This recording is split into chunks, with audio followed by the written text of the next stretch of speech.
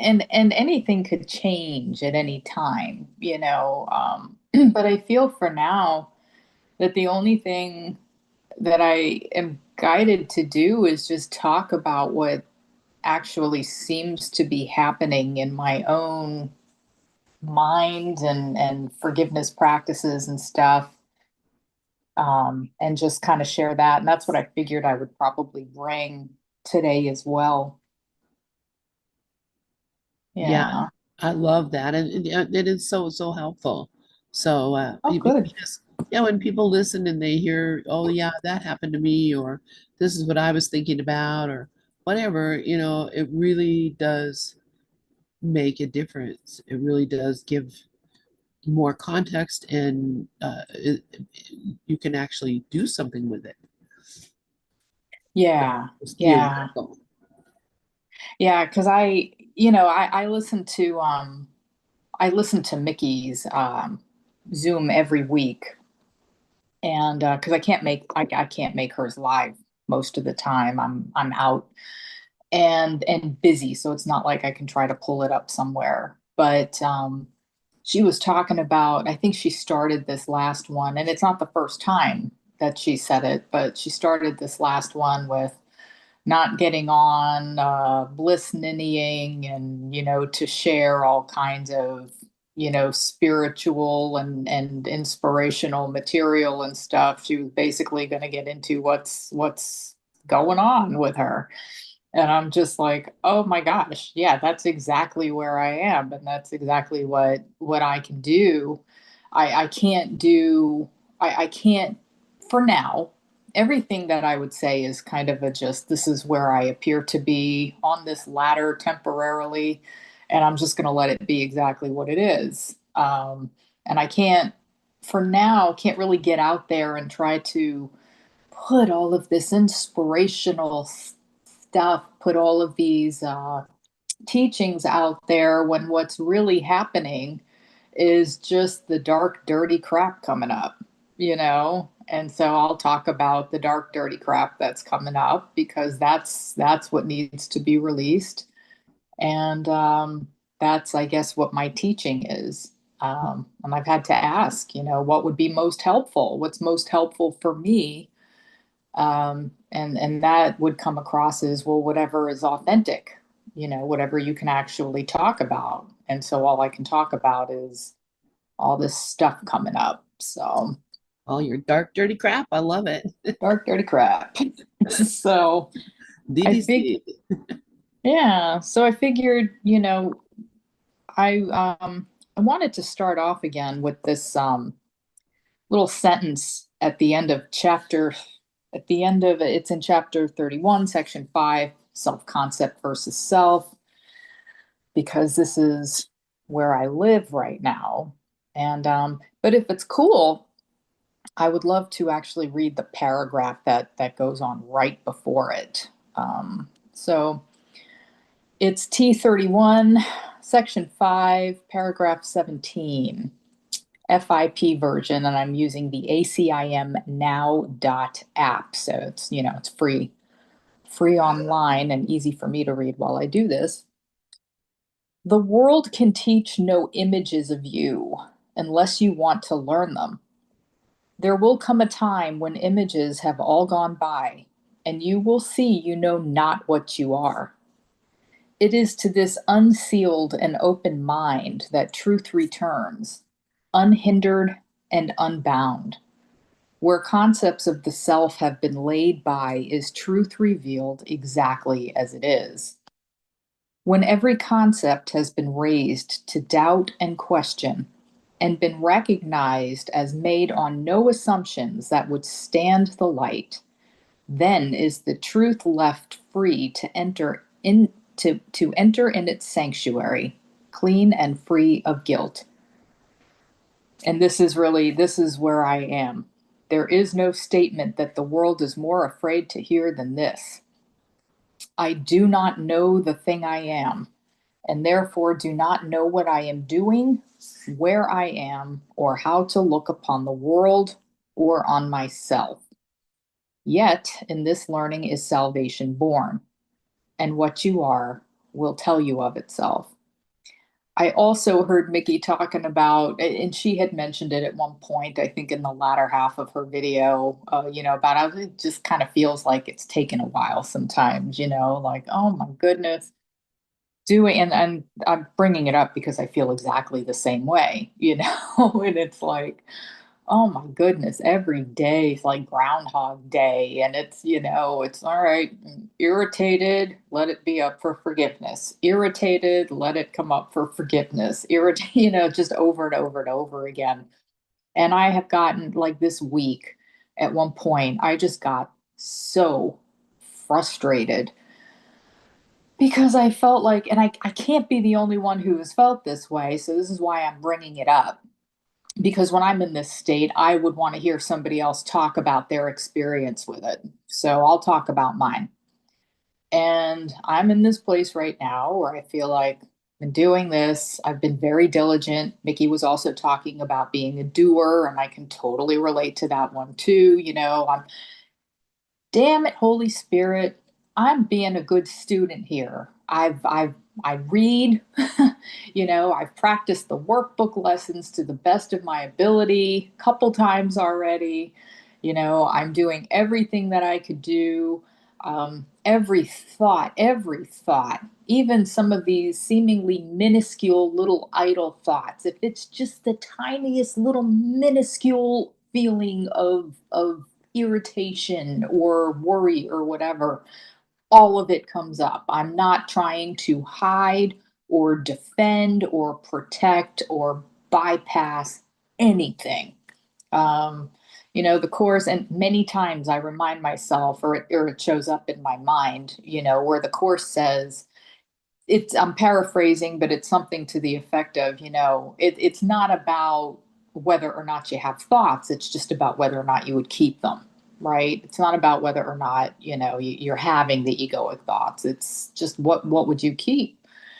And I would keep none of them, although I have had to look at the attraction of wanting to keep some of them.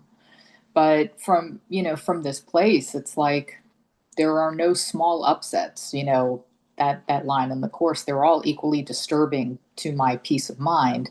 And so for me, it doesn't matter how small it is. If it's just the tiniest little shadow that brings about some type of discomfort, it deserves to be brought up, and it deserves to be looked at, and given permission to go ahead and go. And it's just every day, multiple times a day. For the most part, I'll admit yesterday I didn't feel all that tuned in, but I didn't feel overly triggered. So there's always those days. And the frustration that comes up doing this constantly. What's up? Here, I just read in this whole paragraph, which is why I wanted to read the paragraph. There will come a time when images have all gone by, and you will see you know not what you are. It is to this unsealed and open mind that truth returns unhindered and unbound, right? When every concept has been raised to doubt and question and has been recognized as made on no assumptions that would stand the light, then is truth left free to enter into its sanctuary, clean and free of guilt. And I'm kind of sitting here like, I'm giving you all of this, Holy Spirit. I'm giving you everything that I could possibly give you, right? Even the little uh, almost clear at this point, barely a shade of gray. I'm handing all of it over to you. I'm not looking to hang on to any of them. Where the heck is this truth you keep talking about, right? When am I actually going to get some kind of a glimpse into what this truth of not just mine, everybody's being is? And so that was the frustration. And frustrated I was. And so, of course, that's also a forgiveness opportunity. Just let that stuff be here too. Of course, this is the ego. It's the ego's, ranting. So look at you. You're doing this course. You're being a good student. You're doing everything, and it's still not working for you. Look at that. You don't feel any different. You don't feel any better. None of these little promises, that this course makes is hitting you in any way. So it must be true that you really have been abandoned by God and that you really are here by yourself, left to fend for yourself, and so on. And you're screwed, right? And when you're in the midst of feeling that way, just those thoughts, they're magnified and they hurt even more. They ring as true even more. And so this is what I have been kind of experiencing a bit of this week. So I just wanted to kind of get that out there. And on top of it, I did have an interesting experience this week, but in order to talk about that, I'll have to probably mention that I remember also, I'm always reflecting back to Mickey. I had heard Mickey mention a couple of weeks ago about the back spasms and stuff, and I know that they were painful and intense for her. And I know about back pain, and I think Lynn, I think I've even seen you mention it perhaps in the chat of one of my Friday afternoons as well. And back pain is a very, very common situation for so much of us. And I know that, common wisdom is, oh, well, if you spend a lot of time sitting and this and that and the other, or if you're inactive or the muscles and the core or, surrounding the core are weak, your back is gonna feel it. And then of course, the natural degeneration of the discs in between all of the vertebrae and all of that stuff. I've spent, as I've mentioned, I spent time in the health and fitness industry. I learned all of this stuff. So from a story standpoint, of course, it all rings true. However, I kind of just don't really buy that anymore. Not saying that it's not good to exercise, and I'm not saying that sitting for long periods of time are the best way to treat your back, or that, there's a whole series of different muscular imbalances that could travel from your hip all the way up to your shoulder. You'd think they were unrelated, but they're not. What I am saying is that in the dream, those would be the stories to give a reason, some kind of reason as to why this pain would occur, where I'm kind of feeling more now that no, this is symbolic, and it's symbolic of this feeling of carrying, I don't know, a couple of 50-pound backpacks on your back and then maybe a box, in front of you with some ankle weights and you're trying to walk up this hill, right? And after a period of time, your shoulders are killing you, your back is killing you, everything is killing you. And it's not because of, necessarily the overworked muscles. It's because of this load, this constant load that we carry. And, I think definitely in my case, but I think most people's cases, that load is mental and emotional and filled with concepts and beliefs and our past.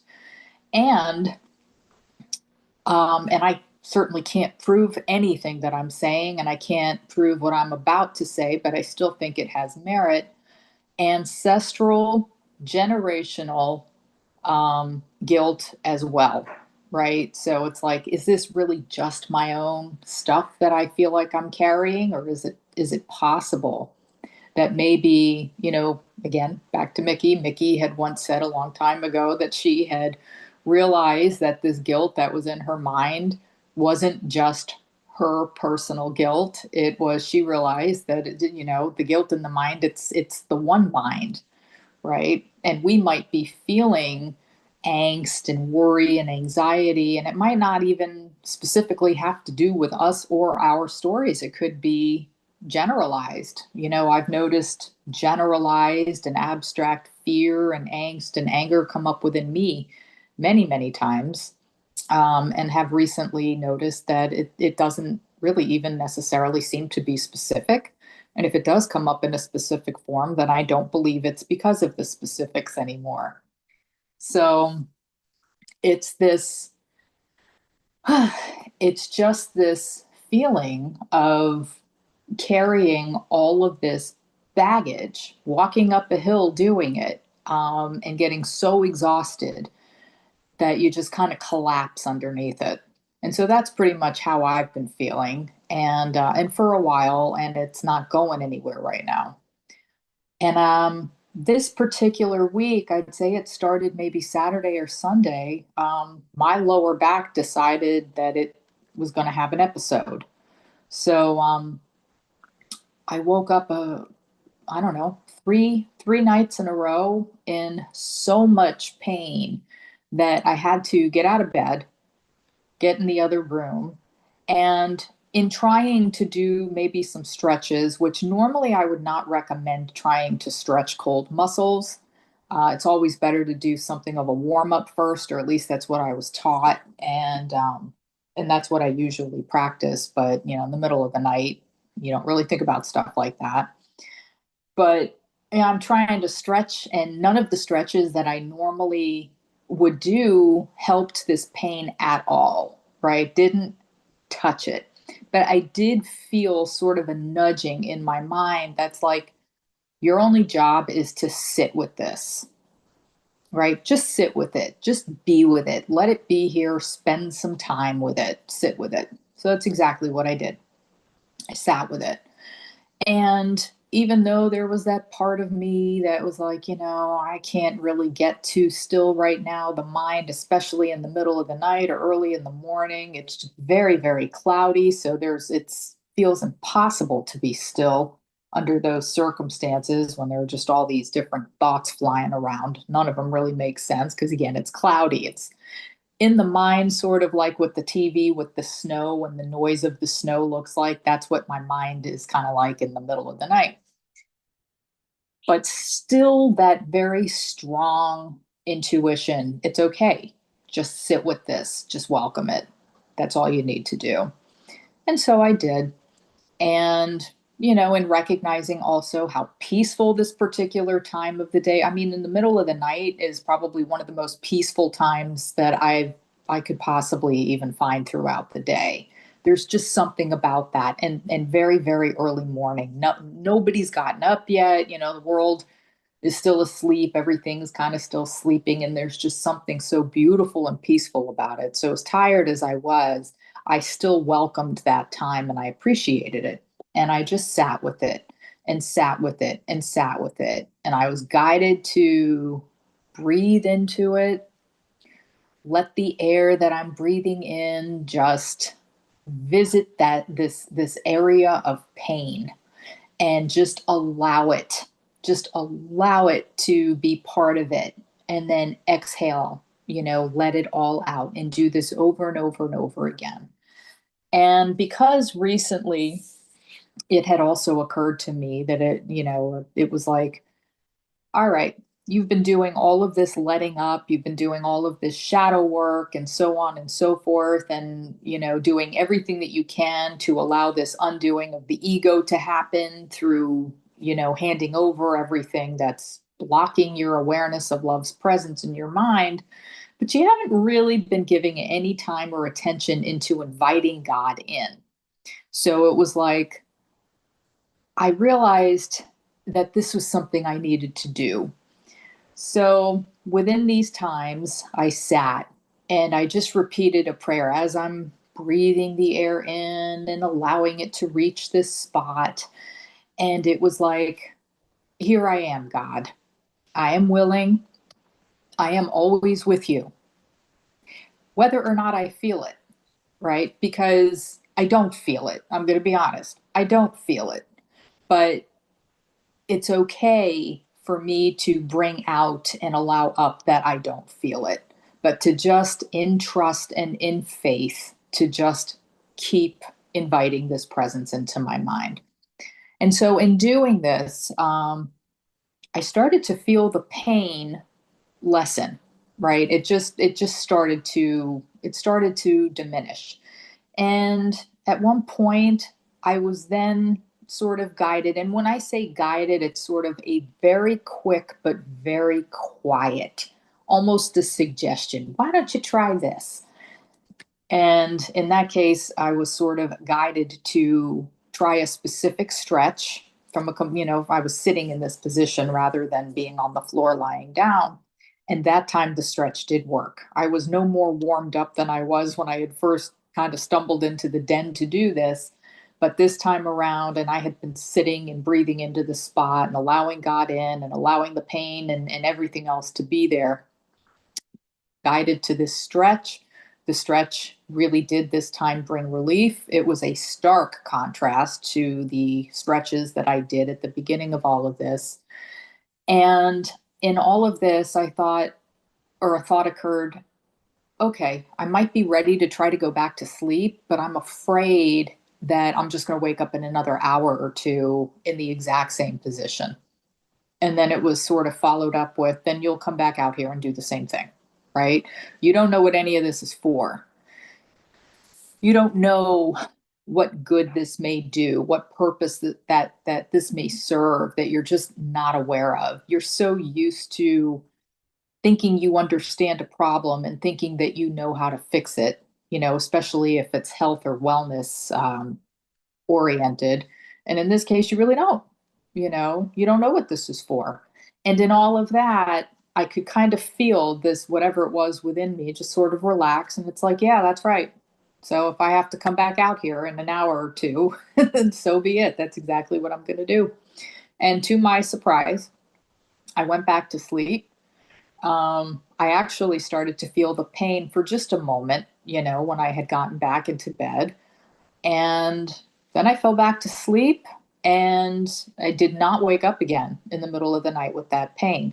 Now I had to go through this for a couple of nights, maybe actually it was three nights in a row. And I'd say by the fourth day, and I thought about it, and throughout the day doing different stretches and this and that, trying to avoid movements that might trigger it, and doing lots of forgiveness work on it, allowing all of this stuff to be here, especially again in the middle of the night. It was like, you know what? I can admit that I'd prefer not to have to do this again in the middle of the night tonight, but if it happens, I'm just going to welcome it. In fact, I'm just going to expect that this could happen. So that's what I did. I figured this is very possible. This could play out this way again, and I'm going to embrace it. I'm going to just let it be exactly what it is. And this was a few days ago at this point, and it really hasn't returned. So, as far as dealing with bodily pain, and I've mentioned this before, about letting pain be there and being present with it and so on and so forth. This has done more for me than anything I have ever tried. Just letting it be there as best as possible, right? As best as possible. It's not to bypass medical advice. In fact, I had inquired within about that. Do I need to go get an x-ray? Do I need to go do blank, whatever? Go see some kind of a doctor. I'll probably bring it up at my yearly physical, but as willing as I am, a little reluctant, but still willing to go and take care of things, from the medical standpoint is concerned. There's just something to be said about paying attention to what the body is telling you. And so this is what it was telling me. And when I had inquired about it, within, what does this kind of back pain symbolize, right? This particular area, this type of pain, what does this symbolize? And it all pointed back to not feeling supported, feeling like you're carrying things all on your own. And then there was stuff about ancestral guilt coming up, or generational guilt, that, or trauma, unforgiven or unresolved trauma that can kind of hang out in these areas in the body. And at one point, I started to feel like that makes sense. I am the only one in my family who is even remotely doing any kind of spiritual work. In fact, I actually can't really talk about any of this stuff with most of them. I can with one, and after a period of time, even that's a bit too much for them. But I really can't talk about this stuff with any of my family or even or even close friends, really, for the most part. Actually, I shouldn't even say that. My close friends are core students now, so I can. But anybody that I might have been friends with outside of this entire thing, I really can't talk about this stuff with because they don't understand, and it's okay. But I felt angry, right? I started to feel really angry. And it was like, why does this shit have to be piled on me? Right. And I'm thinking about, previous relatives and this and that. It's like, I'm carrying your unresolved trauma. And why is this being left up to me? Don't you understand? I'm feeling crushed under this. And then I guess I don't know if it was guidance or a thought occurred, and it was something to the effect of, you're not being punished. It's not because you're being punished, and it's not because everybody's trying to just lay their loads on you. It's certainly not because you're special. It's not like I'm the special spiritual one or anything. It really just comes down to, I'm willing.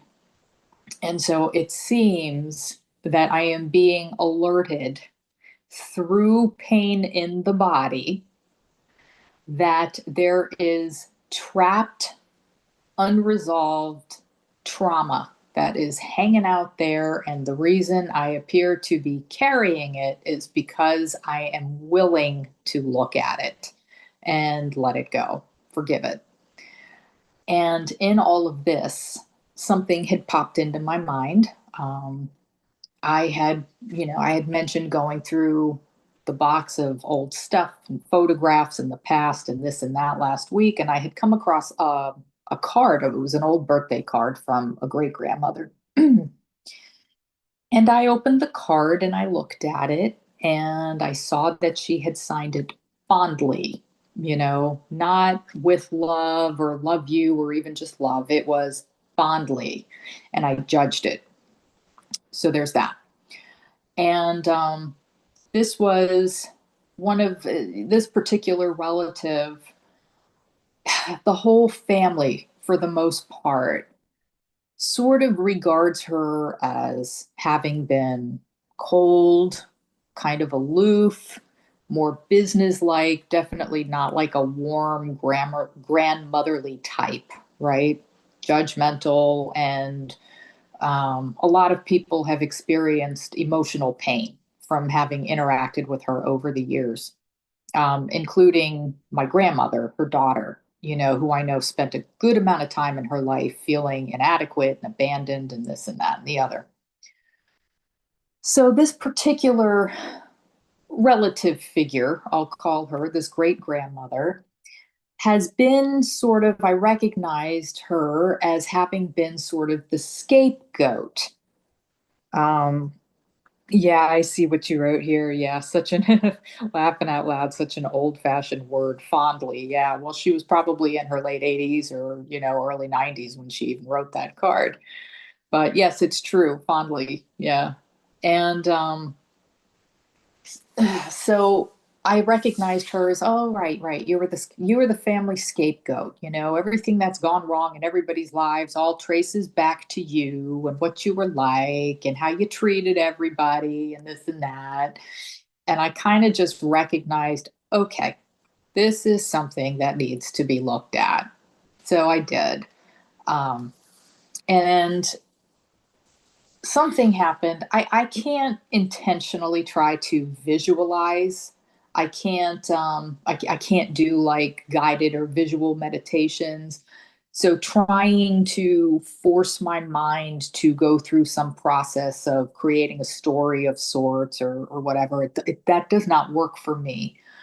But if it shows up naturally, then it seems that I'm capable of being shown some interesting things, but I have no control over that. I'm just the witness. And it's really just a question of, okay, what's this showing me?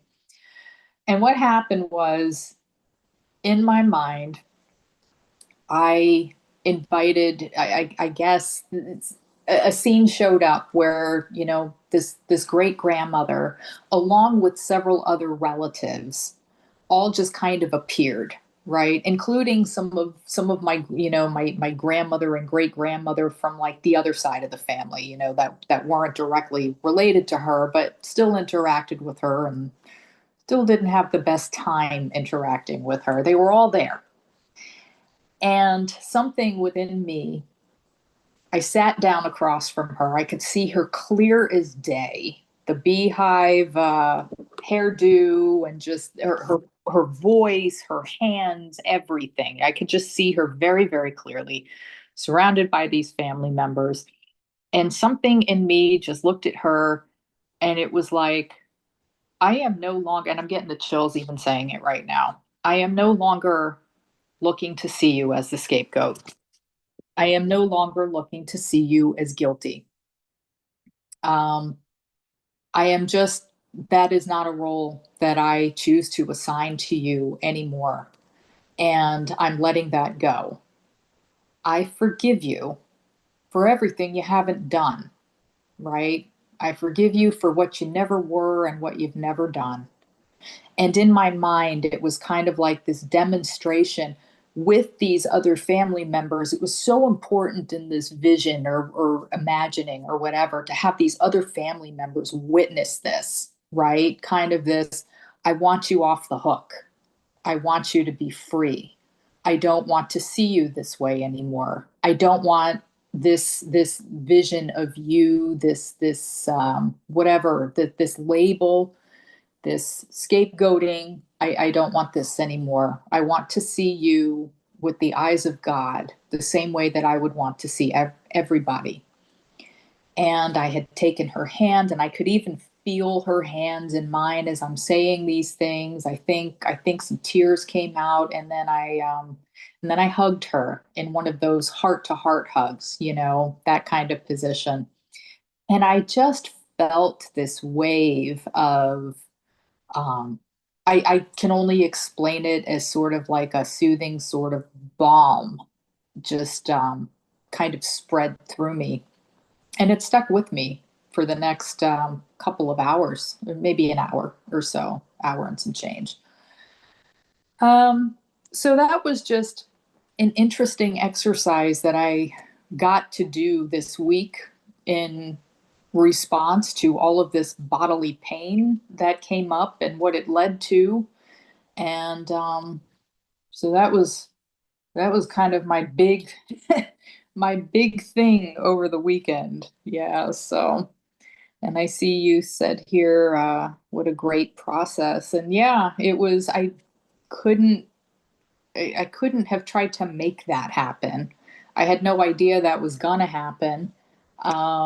And really, I don't normally think about this great grandmother, but I was able to see how everybody's relationship with this one woman has kind of trickled down into the rest of the family insofar as everybody's um, internalizing how they felt in her presence and what it must have told them about themselves, and how unnoticed, unconscious, unacknowledged, unhealed, it just by default, or I could even point it back to the code, it's kind of like all of this stuff was encoded in, I'll say, this familial programming and how it was going to play out in each generation and how it would branch out throughout the generations. And just all of this trauma that continues to feed on top of itself, and add to it and just passes more along. And it was just interesting. And here, this great grandmother, I had asked about her upbringing once. I had asked about her mother. Was her mother cold and unfeeling or distant or whatever? And it was like, no, she was apparently a very warm, loving woman. So it really just kind of also goes to raise to question that whole nature versus nurture. And it kind of comes back to the code too. And it's like, apparently, you can be raised by the warmest, kindest people, and that may or may not impact how you turn out or what's important to you or how you identify, right? Just like there's plenty of other people that can grow up with awful parents or have a terrible upbringing, but there's something in them that just is soft and forgiving and wise and just does not choose to follow, the patterns of their upbringing. It's like there's something in their mind that's just independent of that. So in this whole thing, there was no good reason, supposedly, that my great grandmother would have necessarily wound up this way based on her parents, but she did, and the trickle effect that it had through the rest of the relatives and even me. But that you know, but that I guess there was a certain amount of willingness. In fact, I don't even question it anymore that the whole purpose for there even being a Dana is to allow all of this stuff to the surface and be that sort of willing conduit to just let it come up and let it be released and forgiven. So that's my exercise for the week. And I saw that you put here, the world saw my mom as a saint. Only three of her six children would talk to her. Right. Right. So anyway, wow, that Yeah, was 37 minutes of nonstop chatting on my part. That's kind of unusual. Go ahead, Lynn. it's been great. Yeah, and I just wanted to say that, yeah, I mean, what you've done, and if you did that out of inspiration, that's a beautiful process of going through and really looking at, because it is generational. Of course, we are the ultimate of our ancestors. We've inherited everything of them, and through the body has so much genetic memory, Mm. and so who we are as persons also connect to each other. And I don't know if you've ever looked into any pre-life planning or past life regressions, looking at connections that we had with people who we're connected with now in past lives, or what we did. A guy named Rob Schwartz has written some done a lot of work actually on pre-life planning, where he's able to take people back to the plans they made for this life that they're living now, and help them to see the reason, and what we're doing now. We are the pinnacle of the generations. We are healing the guilt of the world. And was it today's lesson? Let me go look real quickly. I think it was today's lesson that says, okay, this have you you started with today's lesson, I think, didn't you? Uh, No, I started with self-concept versus self. oh, okay, okay. Well, today's lesson, this holy instant is salvation come. Here, I'll Mm, switch this over and put it on, because this is this is where we don't necessarily recognize that the impact of what we're doing here now. And he says, "What joy there is today! It's a time of special celebration, for today holds out the instant to the darkened world where its release is set.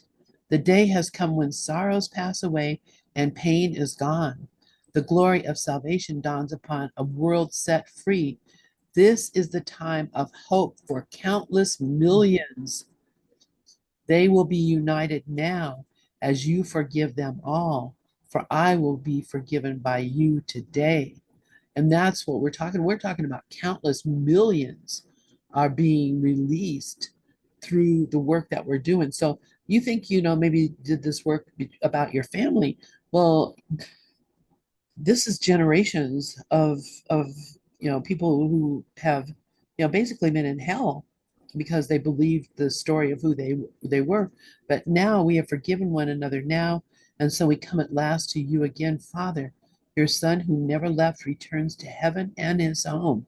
How glad are we to have our sanity restored to us and to remember that we are all one. So that's today's lesson.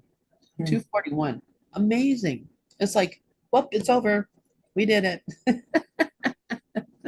Yeah, yeah. I I feel like I definitely feel like there's been some kind of a heightened, I don't know about a push, but sort of some kind of intuitive knowing and a heightened opportunity, I'll say, to do this kind of work. I guess maybe it could be akin to the celestial speed up or the Great Awakening or what have you. I think it's possibly kind of one of those things. It was on the schedule, but whether or not it was going to show up was going to depend on how much willingness there was going to be. And I do see a lot of willingness out there. Obviously, if a person is not really tuned into this type of thing and they're following everything mainstream, they're not gonna they're not going to be akin to this kind of opportunity or even information, right? The world is very, very loud, and it's constantly grabbing attention. And I have also, within the last couple of months, and I had heard Regina talking about it, that it really all comes down to attention, right? What's trying to grab my attention and what is it for? And the world's trying to grab everybody's attention. Look over here, look over there. Oh, this is big. No, this is bigger, you know? And whether it's personal or global or whatever it is.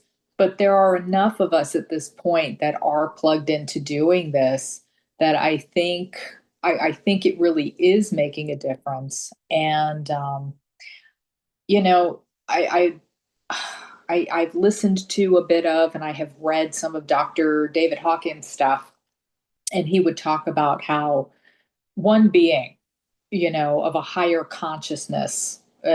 I don't remember what level. I know it's like above level 200 is above like average or neutral, and then below 200 is not. And I don't remember what number he's talking about here, but it's like one being of a high level of consciousness can, I don't know if it was transform, or I don't want to use the word overpower, but it's something kind of similar to that. Multitudes and multitudes and multitudes of people of a lower vibration, so to speak. And with the amount of people doing this kind of work, it's like you got a lot of people letting light in, a lot of people letting light into to even where the planet, the seismic, the solar, the geomagnetic activities are even kind of reflecting this sort of thing, all this release energy coming in, to support all of this relief effort, and all of these new energies coming in. And again, all of the solar activity. And for me, the solar is just symbolic for God, or for, light with a capital L. And, just everything that's happening is to me very symbolic of what's going on in the mind. You look at earthquake, so the foundation of the mind is getting shaken and stirred, right? You've got all of these very, very heated emotions coming up, a lot of anger and rage and despair, which to me would be like lava erupting, right? And so here we see there's a lot of volcanic activity that's happening. We've got the storminess, of these emotions, this, oh my gosh, this emotional upheaval and the anger. And we're seeing this in the increased storm activity. We're seeing in here, you talk about the icebergs. Well, supposedly, I mean, I don't pay that much attention to this, but the icebergs have been melting, so to speak. The water levels are rising. What does that symbolize, right? Iceberg melting. Well, the part underneath the water that you can't see represents the unconscious mind, right? So we see that melting. Okay. So everybody's talking about climate change and this and that and the other, whether it's man-made, whether it's cyclical. And I'm going to say, no, this is just a symbol in the mind, right? If the iceberg is either being chipped at or is melting away, it's because the unconscious is no longer so solid. It's not this solid, unbreakable structure anymore. It's melting. And what happens when you melt ice, AKA when you melt this unconscious guilt, it comes to the surface. So we're seeing the water levels rise, right? We're also seeing a rise in our emotions. Water symbolizes emotions, right? So when you look at all of this activity that's going on out there, it's very symbolic of what's going on in the mind, and it's an effort, it's a group effort, so to speak, by everybody doing this kind of work, taking it seriously. For me, it's the only thing that matters to me. There's like nothing else that does, because I've recognized at a core level at this point, I've got nothing to offer anybody in any way as long as I'm tuned into the wrong mind, right? That's just the way it is. And I can't unknow that anymore. So, and I know I'm not the only one. I don't show up to a lot of gather videos because I'm just in a total hermit place. But and talking is not really my thing, although you can't tell today. But look at how many videos you guys put out, right? And how many people show up. And this is just one of I don't know how many different daily and weekly and monthly gatherings. And you've got people doing this, and they're serious about it, so to speak. When I say serious, I actually mean dedicated. So you've got enough of this stuff going on, and I would have to say that even if it's even if it's the minority of the 8 billion plus people on the planet, the ones that have been tuned into this are in it, right? They're in it, they care, there's no going back, and it is more powerful than anything else that seems to be going on.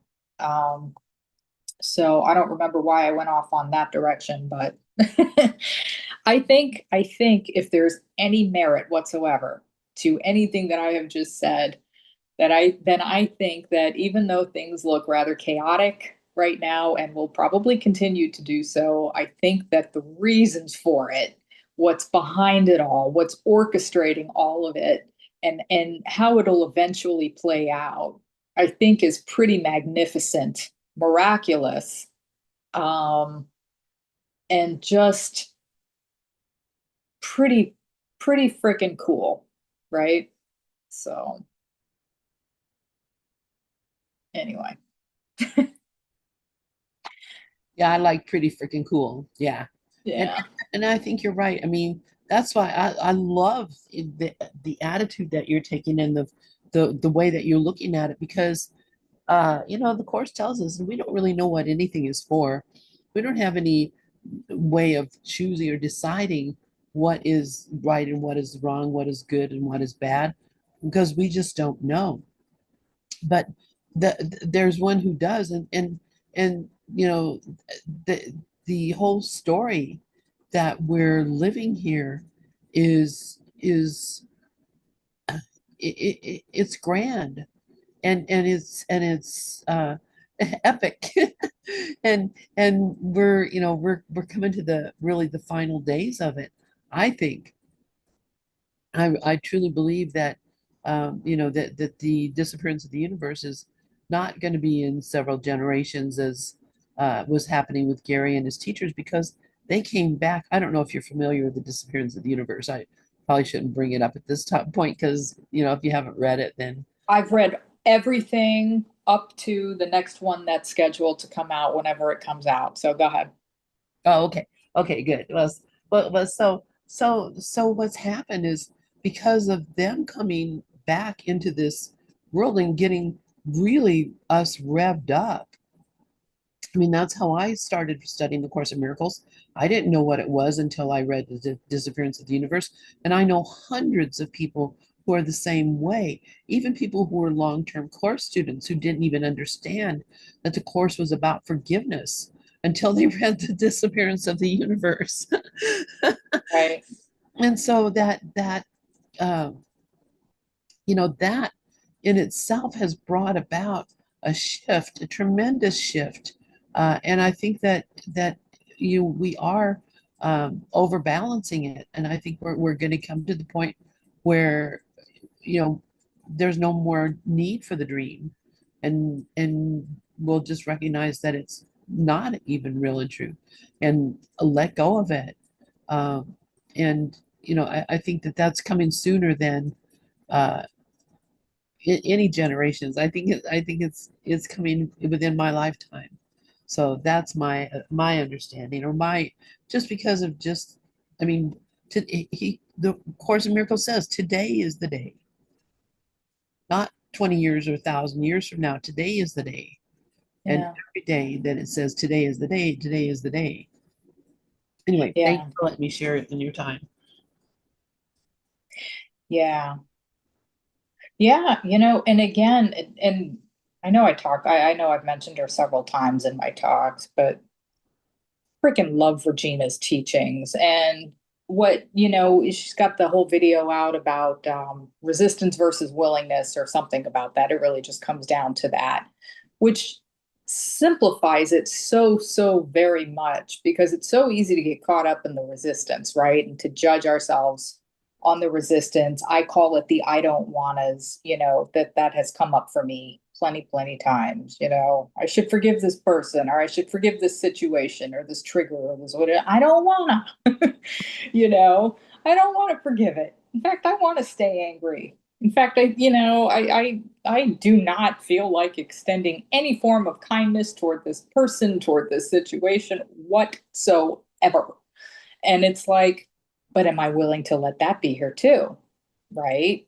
It really just comes down to no matter what it is, no matter how ugly it is, can you let it up?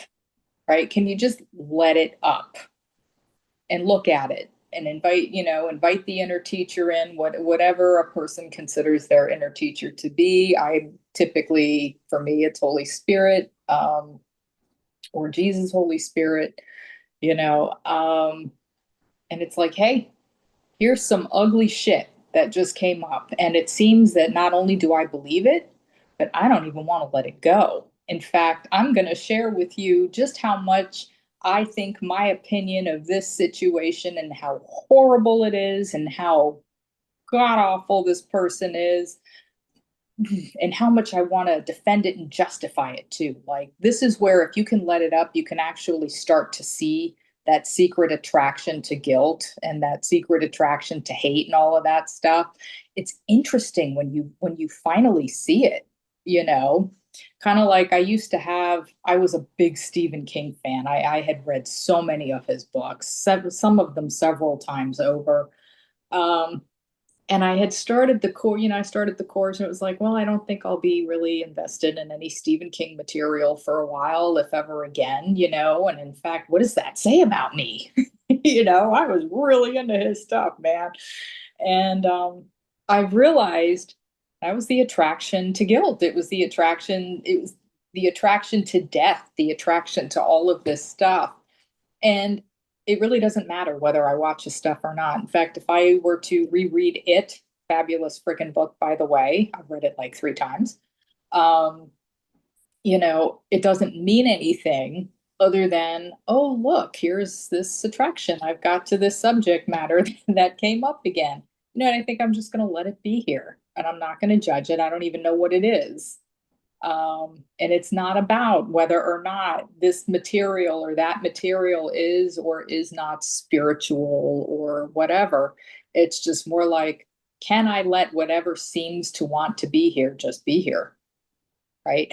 And it seems that if you just let it do that, and it's helpful to also pay attention to whether or not there's some kind of an attachment to the result of the exercise. It's like if you let the stuff up, because you're hoping that whatever pain you're experiencing will go away. That's one of those hidden motives and attachments that needs to be looked up, that needs to be let up and looked at as well. But if you're just going to let it up for the sake of letting it up, because, hey, this is here, I don't even know what it is. Seems like I've judged it as awful or weird or what have you, but it's back there. It's been back there and I'm done judging it. Now I'm just letting it I'm just going to let it be here and I'm sharing it with you, Holy Spirit. This is what seems to be there. This is what I've used as a block to the awareness of your presence in my mind. And I'm willing to hand it over in exchange for the truth. I can't seem to help the fact that it's there. It's part of Dana's code. I can choose whether or not I'm going to keep it, and I choose not to keep it. So here you go. Yeah, here it is at the altar. Um, I'm handing it over. This is my gift to you, God. This is my gift to you. I am showing you what I have made, and I'm giving it to you in exchange for you, right? And over and over and over and over and over again. Um, I could sit here and say that I feel often, like I've said, frustrated, angry. Why is this taking so long? Blah, blah, blah, blah, blah. But in truth, October will be 3 years that I'm doing this course since I started lesson one. And I can tell you right now, and I don't intentionally try to keep tabs on how I'm progressing or how far I may or may not have come, but I can say a couple things somewhat definitively. Number one, um, if there was, maybe toward the beginning, I didn't even really know what forgiveness was, where it's like now I do have an idea what it is. And I'm always thinking about it, right? I'm always thinking about it. There's always a thought there. Maybe within the first year that I was doing this course, it was, let me try to remember as often as I can. You brought up Gary's book, and Arten and Persa had talked about in that book about the whole idea is let forgiveness be as ready at the helm as judgment is at any given time, right? I'm paraphrasing it, but that's basically what they were kind of pointing to.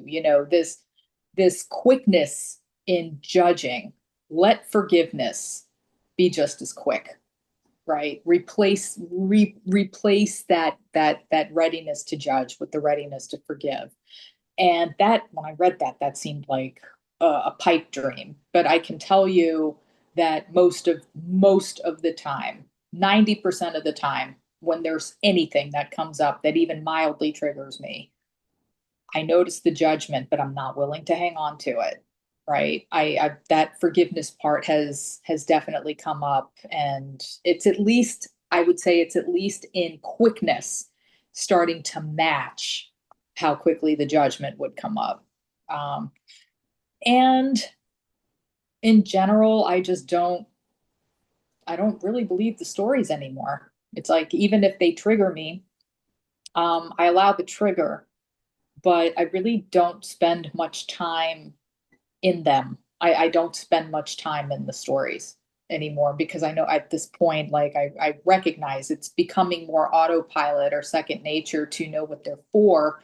And they're there to bring the reaction out of me so I could blame the reaction on the story. And it's become one of those things like I can't unsee it. I can't unsee that now.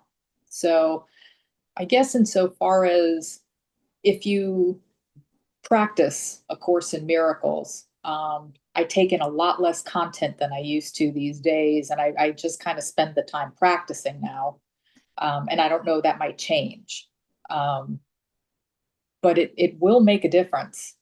It will make a difference. It's not detectable by anybody who knows me at this point, but I don't interact with a lot of people. But it's not one of those things you can't like wear a badge. Nobody will really know, but it's something you can practice in quiet, and these small shifts just start taking place in your mind. And I guess sort of the difference between like a fast house construction versus say like the Cobb house, you know, maybe the quick fast house construction, you'll get that house up and running and livable in a, I don't know, a couple of months, but good luck when, a big storm comes around. Whereas, the Cobb house, I don't know if you're familiar with them, but they're like made of dirt. And the whole construction of these things comes from gathering up like piles of dirt and water and what have you. I don't know, sand and bale and whatever. And you're literally stomping the whole foundation just over and over, you're packing this foundation together made of these materials. It takes forever unless you got a team of people helping you. Very symbolic as well. But this kind of structure, as long as it takes and as much needs to go into it, the foundation of it is so strong that these things are technically considered like storm proof or weatherproof, right? So it's a slow process. It can seem to be, at least in my case, a very slow process. But each moment that I spend doing this, and it's real and it's genuine and it's authentic, I guess it's like building that indestructible house, which would be the Cobb house, right? Frustrating, frustrating during its construction. But perhaps, and I'm not doing it for this reason, it just seems to be playing out this way. Because I've already tried to build the house quickly and that did not work. So I kind of feel like if it's going slow, but you're really, really doing what is required, which is basically nothing but allowing, right? Willing. That's really the only thing one need do, be willing to forgive, and that's it. Then maybe slow, maybe a little frustrating, but the foundation of it really, really is something solid and safe. So anyway, look at that. It's already after 3.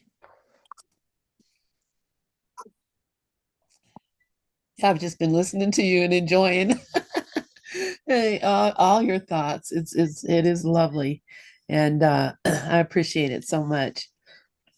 Thank And you, I'm Lynn. really surprised you've only been studying the course for 3 years. I don't know what your practice was before you found the course, but I think you're doing pretty well. Uh, Thank you. uh, and I did want to say, Stephen King. I love Stephen King, and Yeah. his books have some of the deepest spiritual messages in them. Oh my Hmm. God. I've because I always have been a spiritual student, so I'm reading these books, and of course, I'm seeing, horrific things are happening, but also that there's always some very pure-hearted person, a child, or uh, a person that is willing to sacrifice themselves to save the group or the city or the town, or it's just so many things, or like the Green Mile. What an incredible story that is. And they made that beautiful movie of it. I'm sure you've seen it. I mean, those kind of things Stephen King is also very prolific with.